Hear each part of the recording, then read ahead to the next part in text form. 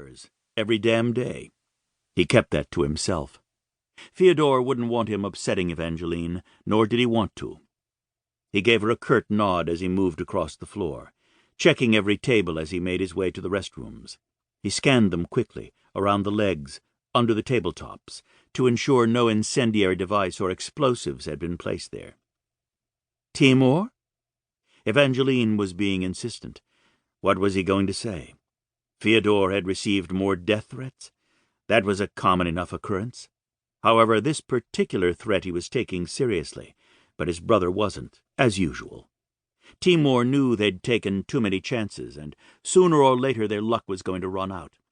His gut, never to be ignored, told him their luck was long gone, and this time the threat was very real. "Make me a double latte." A double latte? She was clearly shocked. He needed the caffeine. He needed her busy. He gave her another curt nod and shoved open the men's restroom door. He checked it carefully, every stall, making certain his brother was safe from any assassin, and then he checked the women's room. The moment he put his hand on the door to push it open, he knew, by the way his leopard went crazy, that it was occupied. He didn't care. He wasn't there to cater to anyone's sensibilities. He was there to make certain Theodore wasn't murdered. She stood in front of the mirror, lipstick in her hand, and her eyes went wide when he strode in. Her eyes caught him first thing. They were almost too big for her face.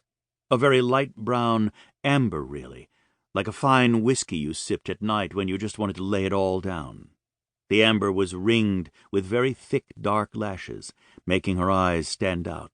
Those lashes feathered down in long sweeps, curling at the ends.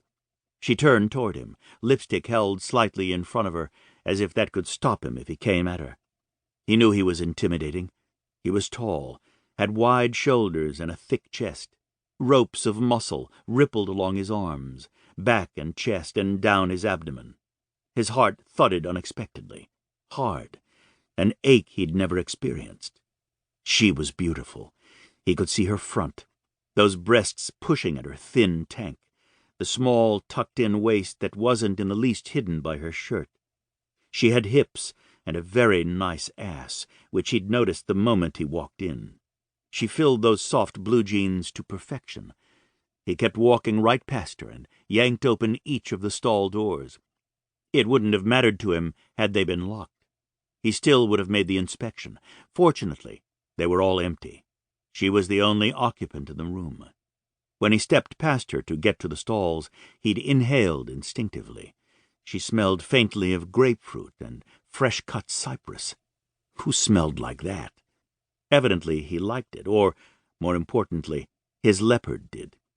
Usually, if he got too close to a human being, male or female, his leopard raged, wanted to kill, needing to draw blood. For the first time, the cat had gone entirely quiet. That never happened. As in, never. Even when he was close to Evangeline and his leopard settled, the cat was never like this. Quiet, almost purring. "You are," he demanded. Shit. There was no denying his Russian accent or his growl. Both came out overly strong. He doubted if the top of her head came up to the middle of his chest, but she narrowed her eyes at him in what he suspected was supposed to be a scary look. "I'm in the women's bathroom, which is supposed to be private to women." Sass. The woman had sass in abundance. Stupidity as well. He stepped closer to her, close enough that the tips of her breasts brushed his abs. She had to tilt her head all the way back to look up at him. "You don't fuck with a man like me," he advised. She nodded. "No, I won't. Not ever. Thanks for the advice." Her voice was even enough, but she was totally fucking with him now, using his own words against him. He had to hand it to her. She kept a straight face and even managed wide-eyed innocence. God help him. His body chose that moment to betray him. His physical reaction to her was intense. His cock lengthened and grew into a monster, roaring at him just the way his leopard always did, painful now. He didn't dare step forward or back. She had to feel it. There was no hiding it, and he kept his expression blank. But he did a hell of a lot of